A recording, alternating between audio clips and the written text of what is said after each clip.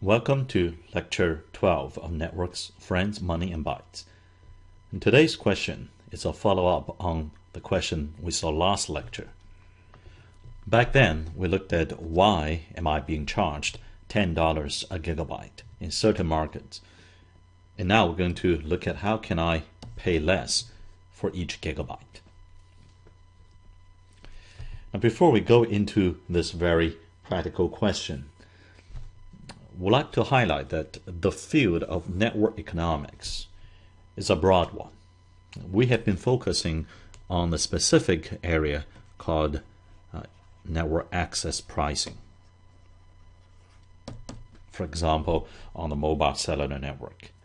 There are quite a few other important areas in this field, including the interactions between ISPs and ISPs. In the next lecture, we'll look at the inter-ISP agreements, the interaction between internet service providers and the content distribution network, for example, between AT&T and Akamai, and the interaction between vendors such as Apple of cell phones, iPhones and iPads, and the ISPs. The way that they arrange payments agreements are very interesting to examine. Another topic is the proliferation and demise of technologies, trying to look at the economic and the networking technology aspects of these trends. Yet another important area is the decisions of making certain investment. These can range from purchasing spectrum for 3G or 4G network, and these can cost tens of billions of dollars for each auction, to the adoption of certain, say, security or new access technologies. Okay. So access pricing, interaction among the ISP, CDN, and vendors, the modeling of the rise and fall of technologies, and the decision of investments, they all can benefit from our understanding of network economics. And this field is interesting in part because it's a two-way street. New network technologies can rewrite the balance equations in the economic modeling. At the same time, economic forces shape the rise and fall of network technologies. It is also a challenging field, mostly because data is very difficult to obtain. Whether these are the data about the cost or revenue models of the ISPs, or these are the, say, data of consumer behavior. For this kind of data, we need proprietary information from the industry. For this kind of data, we need to carry out realistic consumer trials. We'll see some of these challenges being met later in today's lecture. So now let's look at specifically access pricing. Now, access could be access for voice or access for data. And our focus is on data. So we call this data pricing. Now, we have seen data pricing. In the last lecture, we have seen flat rate data pricing. We have seen usage-based data pricing. And we're going to see some interesting extension that we collectively call the smart data pricing. So this is an umbrella term, and there are many different meanings of this term. We're going to look at a few of them in this overview module of the lecture. Now, one is an hourly accounting-based data pricing. Instead of looking at how much you have used, it looks at how long have been using it. Okay. Another one is priority pricing. This says instead of asking how much you should charge, you ask what to charge. For example, if I offer a premium service, okay, maybe I can charge more. In some of the countries, you have what's called anti-throttling. Now, throttling is reduction of transmission speed. Anti-throttling says that I will boost your speed, or a booster button, okay, if you're willing to pay more. There are also other kinds of answers to this question, what to charge. For example, while you know that a different product will lead to different prices, it turns out that you can also charge different prices, and that will automatically differentiate the products into different tiers. In the advanced material part of the lecture, we will look at an example of that called the Paris Metro pricing, okay, where you label the same cars in the metro subway service into premium or first class versus a normal or coach class, and set the different prices. It turns out that by charging the same product differently, actually you differentiate the product, as long as consumers' utility depends on the congestion or utilization level of the service. Yet another variation is whom to charge. So far we have assumed that the ISPs will charge you and me, the consumers. But there are also notable exceptions. For example, the 1-800 number in the US, and similar kind of idea with different numbers in other countries, is a big success of creating win-win across the callers and the callees. Instead of you paying, okay, you call 1-800 number, you don't pay. Back in the old days, calling long distance can be quite expensive, even on landline. Instead, the other side will pay for it. Why would the other side be interested in paying for it? Because they would like to sell you something else, another service or product. So similarly, you can think of what's called 1-800 number for mobile data or sponsored content. Now, this is not identical to Google's sponsored content or ad space auction on their search page. But the idea is that instead of consumers paying for the content or app provider may be able to chip in part of that and subsidize the consumers. Okay? And when the elasticity is just right, the volume increase will overcompensate for the amount of rewards that you provide to the consumers. So it could be a win-win for everyone. Okay? Yet another answer is to the question of how to charge. Okay. You may say that instead of charging everything the same, I may say certain applications I will charge less. This may depend on the kind of applications. Okay. Certain applications may occupy a lot of capacity.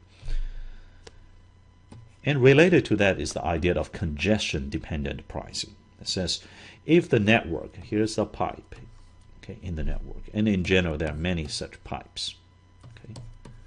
I look at this network and I say maybe this part is very congested, so all those flows that go through this path should pay more. Okay. Whereas the flows that go through other paths that are not congested, they don't need to pay as much because they are not really competing against many others, and there's more capacity than they need anyway. So for example, this can be location dependent. Certain locations are just so crowded that your presence presents a strong negative externalities to the other. Or it could be time dependent. At certain time of the day, the network is not in much use and there's no opportunity to call. So go ahead, I would charge you much less, or maybe even free. A typical idea is the nighttime versus daytime tariff or pricing for voice calls. Okay. Nowadays, the carriers, at least in the US, are trying to switch from limited data, limited voice, and unlimited data to the other end into limited data and unlimited voice, because they realize it's the mobile data traffic that's driving their cost revenue equation. Okay. But back in the old days, okay, you get unlimited data, but your voice minutes are limited. However, night times and weekends don't count. So that's a simple static and two period. So there's just a nighttime and daytime. It's static because you predefine what is nighttime and weekend. And the price, well, the price is 0 because it's free. Daytime will count towards your fixed quota. Okay. That is a simple case of time-dependent. Static pricing, we'll look at time-dependent dynamic pricing with multiple periods coming up. So whether it's location-dependent or time-dependent, eventually it can evolve into congestion-dependent. Look at the particular time and location and decide the price based on the congestion condition. So the phrase SDP, Smart Data Pricing, refers to any of these. Okay. Hourly based, priority pricing, implemented by a variety of mechanisms such as Paris Metro pricing, two-sided pricing or 1-800 number generalization of sponsor content, or application of congestion-dependent pricing. Now today we will be soon focusing on just one specific case, time-dependent pricing. We'll go into a little bit of detail of this one member of the family of SDP, and then advanced material will say a few words about priority pricing and two-sided pricing. But before going into any of these, I want to highlight again the difference between static and dynamic pricing in our terminology. When we say pricing is static, it doesn't mean we charge the same thing to all the people all the time. It simply says that we have a predefined, fixed definition of time slots that's predetermined. And the price is also fixed, even though we can have different prices for different time slots. Okay. So the daytime versus nighttime and weekend time voice call tariff practiced by many U.S. carriers in the last decade falls into this kind of pricing. Okay. You fix the time slots, you fix the price, which may change, but very slowly. Maybe once a year or once a couple of years, the carriers may decide to move the price. But it is a much longer time scale than, say, a monthly bill basis. Okay. You can have different prices. It's just that the prices are predefined, fixed for fixed time slot definition. Now, in contrast, dynamic pricing says that the price at different time slots can change at a fast time scale. Or alternatively, you can say that you are not even defining or predetermining the notion of time slot. You can say that, well, today, 8 p.m., it is $10 a gigabyte, but tomorrow's 8 p.m. may be $9 a gigabyte. Okay. Now, how fast is the time scale? It got to be faster than, say, the monthly bills time scale, which is monthly. Okay. But there are choices. Now you can say, I will do day ahead. I will announce the price, at least for this location, or maybe for this area of locations that you're likely going to be situated in 1 day ahead of time, so you can prepare for it. But you can also say, I don't announce a day ahead, I do spot pricing, meaning that I will price right on the spot. I don't announce it any day ahead, maybe 1 second ahead or something.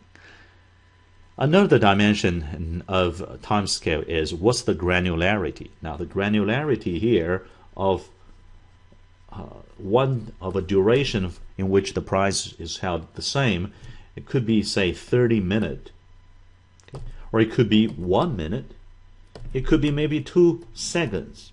Now anything below that, it might be infeasible just to go through all the signaling that control this billing process.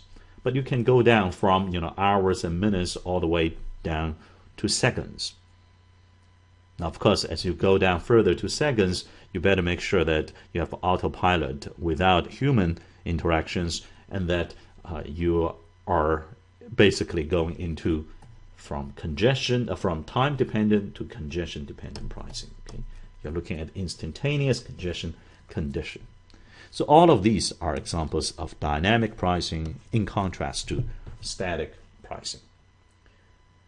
Clearly, dynamic pricing are more general and more powerful, but it also suffers a potential risk of complicated message to the consumers. So we must have a very simple user interface, UI.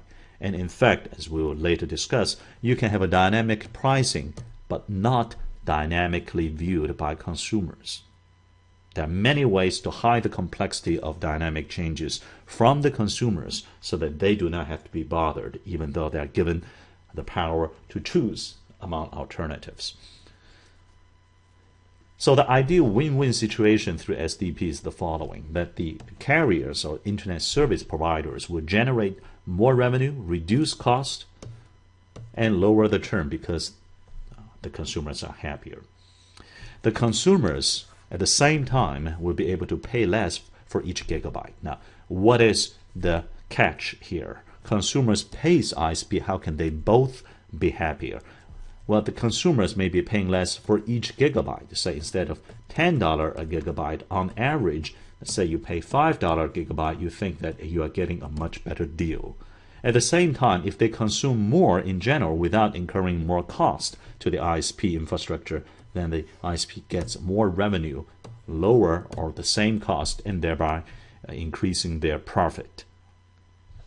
This also implies that the content providers in such a win-win will attract more eyeballs and therefore afford better subscription or mobile advertising revenue.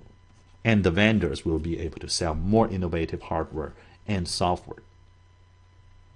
So the question is, how can we achieve such a wonderful win-win? How can we go from the current state, which is $10 a gigabyte, to such a win-win through different smart data pricing SDP? Now we will look at a specific case called time-dependent pricing in most of the rest of this lecture, and then advanced material go into a couple of other topics.